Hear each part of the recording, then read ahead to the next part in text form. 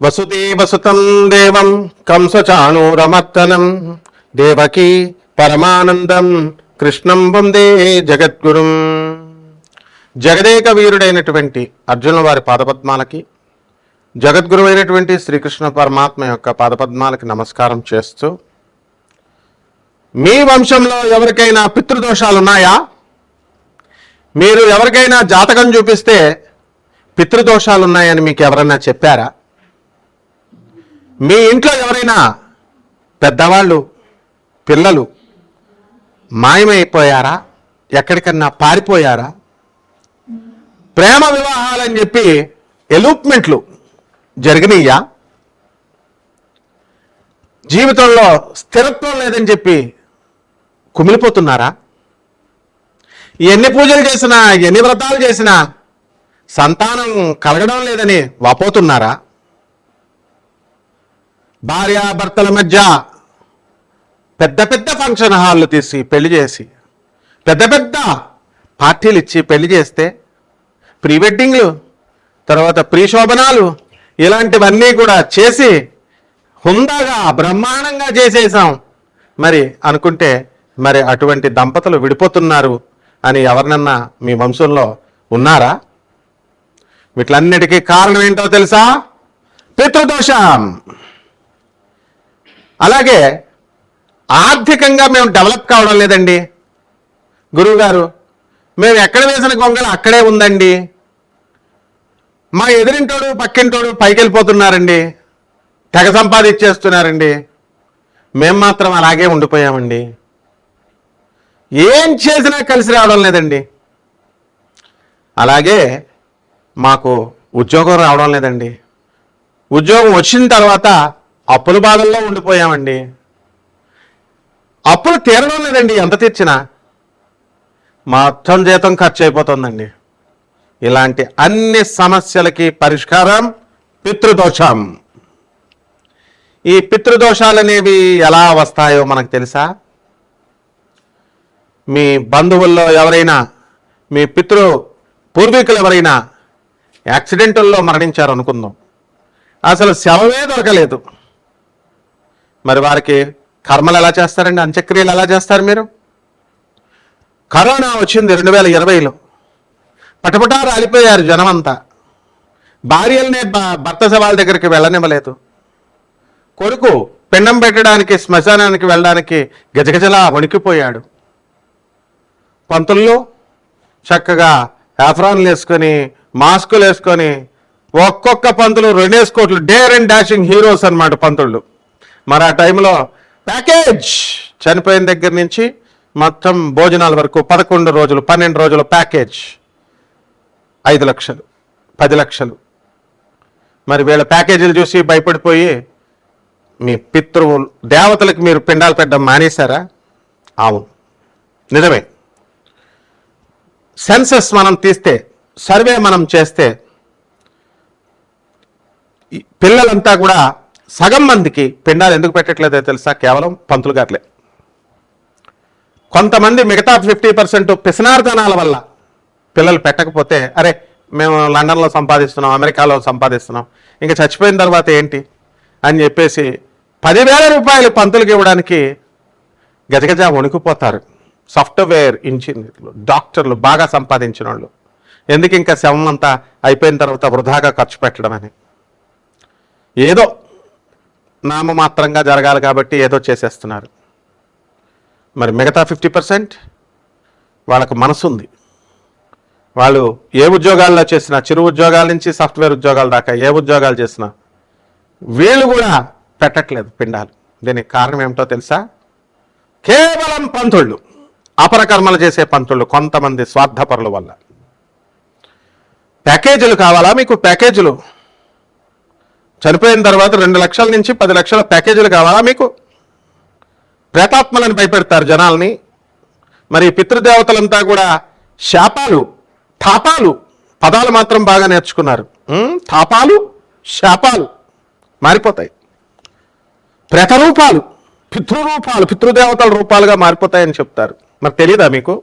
ముందు మీరు మీ పితృదేవతలకు చేస్తున్నారా 5 లక్షల ప్యాకేజీతో? సర్వే చేద్దామా? ఎందుకయ్యా వీరబ్రహ్మేంద్ర స్వామి వారు చెప్పారు, ఏమండి పండితులారా ఏమంటారు, మీరేమంటారు. ఎందుకు కట్టుకుపోతారా ప్యాకేజీలతో? 2 కోట్లు సంపాదించిన పంతులు, నాకు తెలిసిన పంతులు, అపరకర్మ పంతులు, హార్ట్ అటాక్ వచ్చేసింది. అసలు దేవతలే లేరు, దేవుళ్ళ గురించి చెప్పనటువంటి వాడు గురువే కాదు, డబ్బుల గురించి చెప్పనటువంటి వాడు గురువే కాదు.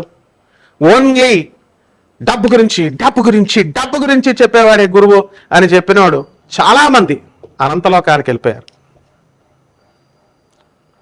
మీరు చేయాల్సినటువంటి క్రియ చేయండి. ఇంకో బ్యాచ్ ఉంది, పంతుల బ్యాచ్, గోకర్ణంలోనే చేయాలా. ఇంకో బ్యాచ్ ఉంది, కన్నడ పంతులే చేయాలా. ఎవరు చెప్పారా మీకు శాస్త్రం? కన్నడలో కన్నడ పంతుల చేత చేయాలని ఎవరు చెప్పారు మీకు? గోకర్ణ క్షేత్రంలో స్థాన పురాణాలు ఉంటాయి. ఎందుకు ఇన్కార్పొరేట్ చేస్తారు మీరు ఇవన్నీ? క్షేత్ర మహిమ ఉంటుంది. అయితే గోకర్ణంలో ఉన్న పంతులు మీరంతా తీసుకెళ్లి ప్యాకేజీలు, కమిషన్లు మాట్లాడుకొని అక్కడే చేయాలా? చేస్తే మీకు వాళ్ళకి ఒక 80,000 రూపాయలు నేను చూశాను గోకర్ణంలో. 80,000 రూపాయలు తక్కువ కాకుండా, 1,00,000 రూపాయలు తక్కువ కాకుండా ప్రతి మనిషికి వాళ్ళు ప్యాకేజీలతో చేస్తున్నారు. సిగ్గులేదు మీకు జనం చేయించుకునే జనానికి కూడా? పైపెచ్చి మోక్షనారాయణ బలి పూజ, నారాయణ బలి పూజ అని మీరు చెప్తారు. శూద్రులైనటువంటి మీరు మరి పంతులు ఏదో పాపం వాళ్ళ పట్టుకుంటు కోసం చెప్పుకుంటుంటే మీకేదో పెద్ద శాస్త్రం తెలిసినట్టు నారాయణ బలి పూజ అండి, మోక్షనారాయణ బలి పూజ గోకర్ణంలోనే చెయ్యాలా, తర్వాత ఎక్కడది నాసిక్లోనే చేయాలా, త్రయంబకేశ్వరంలోనే చేయాలి. శాస్త్రాలు చదివేశారు మరి మీరు. గురువులు లేరు, పంతులు వాళ్ళు ఎవరయ్యా? పంతులు వేరు, పండితులు వేరు. Don't you know the difference? రా అప్చెప్పించుకుంటా, పండితులు రండి అప్చెప్పించుకుంటారు ఒక్కొక్కరిని పంతుల్ని. తప్పు. వచ్చినటువంటి క్రియ కోసం ఎవరైతే వాళ్ళ నాన్నల మీద ప్రేమతో, వాళ్ళ తండ్రుల మీద, వాళ్ళ తాతల మీద ప్రేమతో వస్తే రీజనబుల్గా చేయండి, తీసుకోండి, మీ ఉపాధి కోసం తీసుకోండి.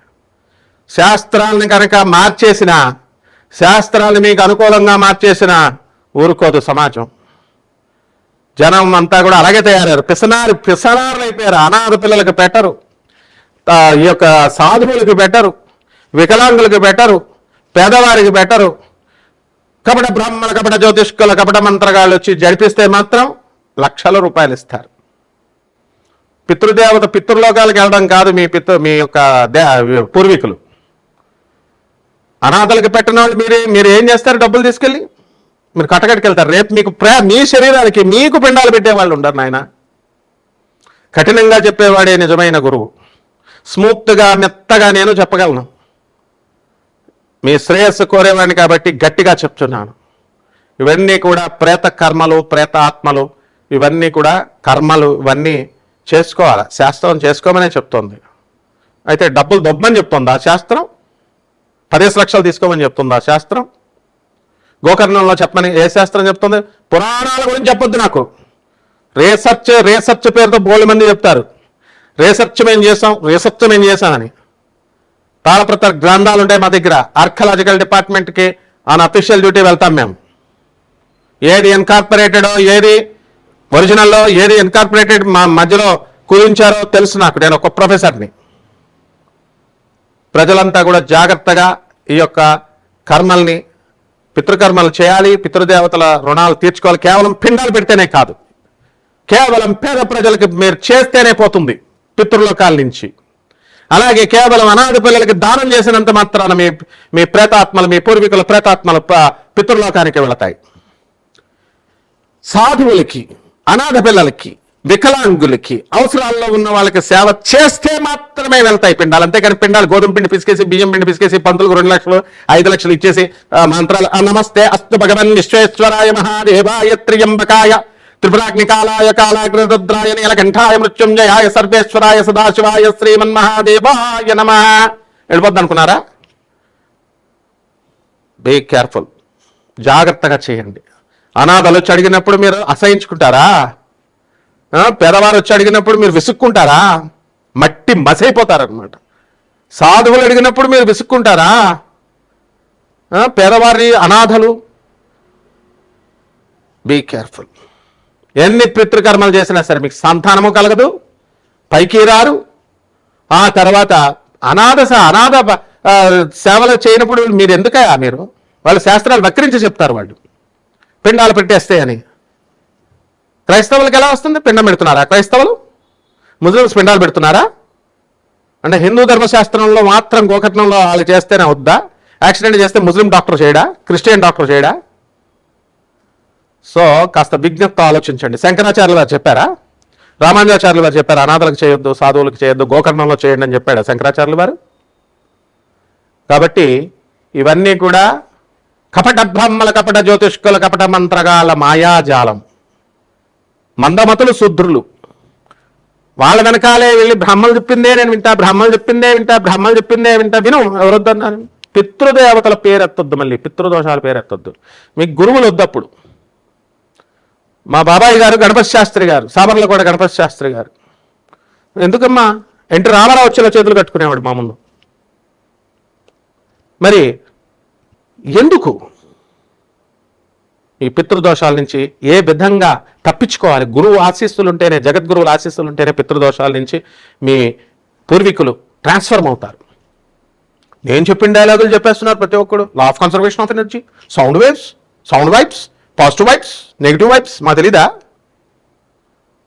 కాబట్టి ఈ యొక్క పితృదోషాల నుంచి ఎలా తప్పించుకోవాలా, ప్రేతశాపాన్ని, తాపశక్తిని, ప్రేతాత్మలుగా ఉన్నటువంటి వాళ్ళని పితృదేవతలుగా ఎలా మార్చాలి, వాటి యొక్క ప్రభావాలు ఈ 2025 సంవత్సరంలో మనకి ద్వాదశ రాశుల వారికి మనం ఒక సంవత్సరం గురించి చెప్పుకుంటే చాలే, అది ఎలా ఉంటాయి ద్వాదశ రాశుల వారికి విడివిడిగా మనం చెప్పుకుందాం. మీనరాశి, ఈ మీనరాశి వారందరికీ కూడా మాకు పితృదేవతలు, పితృశాపాలు ఉన్నాయా, పితృదేవతల శాపాలు ఉన్నాయి, ఇలాంటి అనేకమైనటువంటి సందేహాలు రావచ్చు. ఈ 2025 సంవత్సరంలో ఉన్నాయా అండి? ఇది కూడా మళ్ళీ ఒక పాయింట్. లైఫ్ లాంగ్ ఉండడం, ఈ సంవత్సరంలో మాకు ఏమన్నా పితృదోషాలు ఉన్నాయా అండి అని అదొక ఇదనమాట.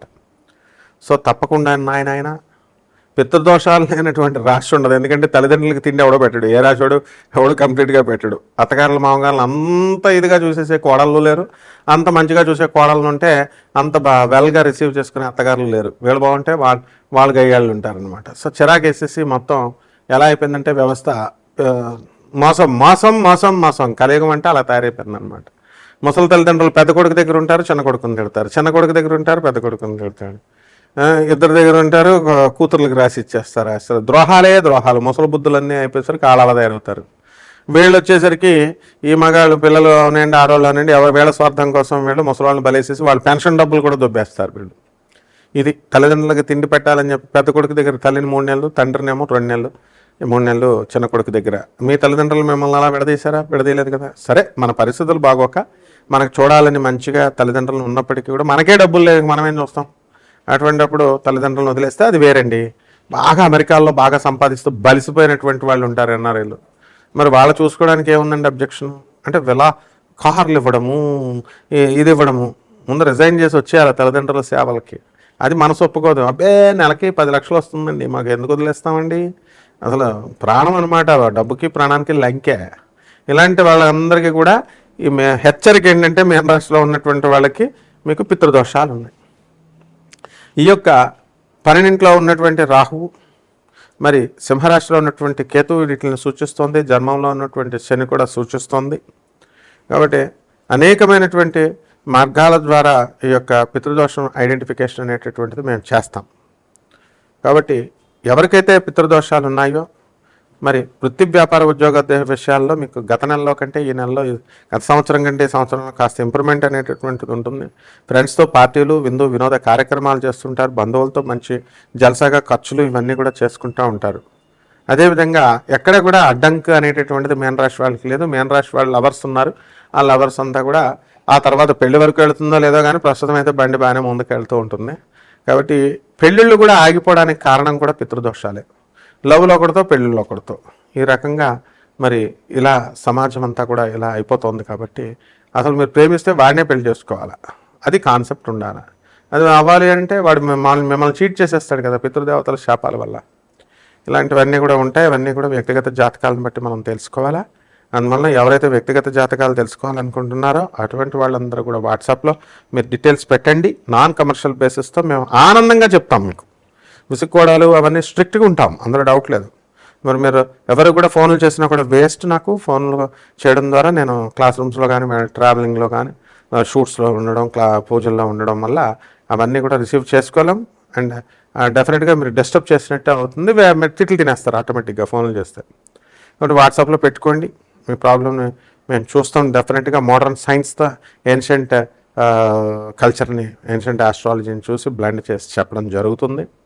కాబట్టి ₹1 కూడా ఖర్చు అవ్వకుండా మీకు పితృదోషాలు ఎలా నిర్వర్తించుకోవాలో మనం చెప్తాం. ఇక వీళ్ళంతా కూడా కపట బ్రాహ్మణుల, కపట జ్యోతిష్కుల, కపట మంత్రగాళ్ళు లక్షలు వసూలు చేస్తారు. అది కూడా కొన్ని చేస్తే ఫోన్లో తింటే తిన్నారు పంతులు గారులే కదా అనుకుంటే కన్నడ పూజారులు చేయాలి. ఎవడ్రా మీకు చెప్పాడు అసలు కన్నడ పూజారులు చేయాలని? ఎవడ్రా మీకు చెప్పాడు అసలు గోకర్ణ క్షేత్రంలోనే చేయాలని? అంటే మీ ఇష్టం వచ్చినట్టు శాస్త్రాలు చెప్పినాయి. మాకు తెలియదా శాస్త్రాలన్నీ కూడా? అధర్మణ వేద పండితుడిని ఇక్కడ, ప్రొఫెసర్ని ఇక్కడ నేను. గురుచరిత్రని ఎన్నోసార్లు మనం అంతా కూడా పారాయణ చెప్పించినటువంటి వ్యక్తులను గానగాపురం తీసుకెళ్ళాం. గురుచరిత్రలో చెప్పబడి ఉంది, కానీ ఏ రకంగా చెప్పబడింది? గురువు విశిష్టత చెప్పబడి ఉంటుంది, గోకర్ణ క్షేత్ర మహిమని చెప్పబడి ఉంటుంది, ప్రతి క్షేత్ర మహిమని చెప్పబడి ఉంటుంది. మీరు దాన్ని మార్చేసి మీ ఇష్టం వచ్చినట్టు కన్వయింపు చేస్తూ మీ సొంత కవిత్వాలు పెట్టి దుకాణాలు పెట్టేసి అక్కడ బిజినెస్లు చేస్తే పితృదేవతలు మిమ్మల్ని పీక్కుని తినవరా? మిమ్మల్ని పంతులు గారులని, కపట బ్రాహ్మణుల, కపట జ్యోతిష్కుల, కపట మంత్రగాలని పీక్కు తినేస్తాయి. వీళ్ళకైనా దెయ్యాలు, వీళ్ళకైనా పీక్కు తింటాయి. పితృదేవతలు మీకు పీక్కుని తినవా? అవి ఇలాంటివన్నీ కూడా ఉంటాయి, అవన్నీ మేము చెప్తాం. కాబట్టి పరిహారాల దగ్గరికి వచ్చేసరికి చక్కగా ఏలినాటి శని జరుగుతోంది ఈ యొక్క మీనరాశి వారికి. శని జపం చేసుకోండి, శని స్తోత్రాలు చదవండి, శనికి కిలోంపావు నల్ల నువ్వుల్ని, నల్లని వస్త్రాన్ని పేద బ్రాహ్మణులకు శనివారం నాడు ఉదయం 8 గంటలకి దానం చేయండి. అలాగే చక్కగా రావి చెట్టుకు బకెట్ నీళ్ళు పోసి చక్కగా దానికి మీరు ప్రదక్షిణాలు చేస్తూ శరేశ్వరాయనం అంటూ 108 ప్రదక్షిణాలు చేసుకోండి. ఈ విధంగా చేసుకుంటే జగద్గురు అయినటువంటి ఆదిశంకరాచార్యుల వారి ఆశీస్సుతో మీకు పోతుంది. ఎప్పుడు కూడా గుర్తుపెట్టుకోండి, గోధుమ పిండి, వరిపిండి పిండాలు పెట్టేస్తే శ్రాద్ధకర్మలు చేసేసినట్టు కాదు. శాస్త్రంలో ఒక భాగం అంటే నువ్వు డబ్బులు తీసుకోమని 5 లక్షలు వసూలు చేయమని శాస్త్రంలో చెప్తుందా? కపట బ్రాహ్మణుల, కపట మంత్రగాళ్ళ, కపట జాత ఇలాంటి వాళ్ళని ఎంకరేజ్ చేసే వాళ్ళని, వీళ్ళంటి వాళ్ళని సపోర్ట్ చేసే వాళ్ళు కూడా చెడ పురుగులు సమాజానికి. దెర్ విల్ బి ఒక కూలి పనికి చేస్తే ఒక ₹1000 రోజుకి అని ఒక నిబంధన ఉంది, అంతే చేస్తారు సొసైటీ అంతా. ఎవరి మధ్యలో వచ్చి రేట్లు పెంచడానికి ఈ షార్ట్ కట్స్లో వెళ్ళేటటువంటి వాళ్ళంతా కూడా రేట్లు పెంచేశారు, గాడిదలు అయిపోయారు. ఎడ్యుకేషన్ సిస్టమ్ని ప్రైవేటైజేషన్ చేసి ప్రైవేట్ కాలేజీలకి లక్షలు కట్టి గవర్నమెంట్ కాలేజీల వ్యవస్థను నాశనం చేశారు. సిగ్గులేదు మీకు అందరికీ కూడా? మీకు పితృదేవతల శాపాలు ఎలా పోతాయి మీ అందరికీ కూడా? కాబట్టి ఇటువంటి వాళ్ళంతా కూడా ఫాలో అవ్వాలి. పితృదేవతల గోధుమ పిండ్లు ఇవి పెట్టేస్తే కాదు, పేద బ్రాహ్మణులకి, పేద ప్రజలకి, అనాథలకి, ఆ తర్వాత పేదవారికి, తర్వాత వికలాంగులకి, ఆ తర్వాత సాధు పురుషులకి, అందరికీ కూడా సాధువులకి కేవలం దానాలు చేయడం. అన్నదానం అంటే ఏదో ₹10 ఇస్తే అన్నదానం అయిపోద్ది అనుకుంటున్నారా? ఇలాంటివన్నీ కూడా చేసుకున్నప్పుడు మాత్రమే ఉంటుంది. సవ్యమైనటువంటి మార్గాన్ని చూపించి మీకు జగద్గురువులను చూపిస్తాం. ఆ జగద్గురు ఆనందమూర్తి, ఆ జగద్గురు ఆయన మన ఆదిశంకరుడు. శుభం.